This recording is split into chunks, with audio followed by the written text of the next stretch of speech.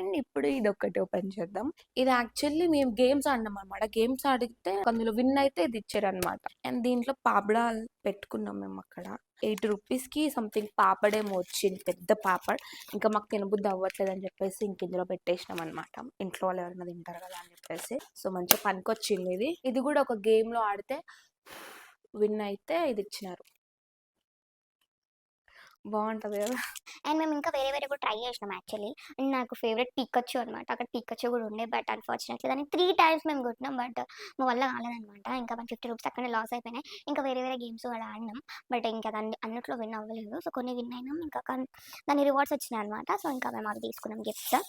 And next వచ్చేసి kitchen లో మంచిగా కడుక్కోవచ్చు అని చెప్పేసి సో ఇది ఒకటి తీసుకున్నాం. This is for ₹50. నెక్స్ట్ వచ్చేసి సో ఇది మంచిగా అనిపించేది ఇది తీసుకున్నాను అనమాట. ఎప్పుడైనా మనం ఫంక్షన్స్ కానీ ఎక్కడికైనా వెళ్ళేటప్పుడు జస్ట్ నార్మల్గా ఇలా వెళ్ళేసుకుంటే అయిపోయా.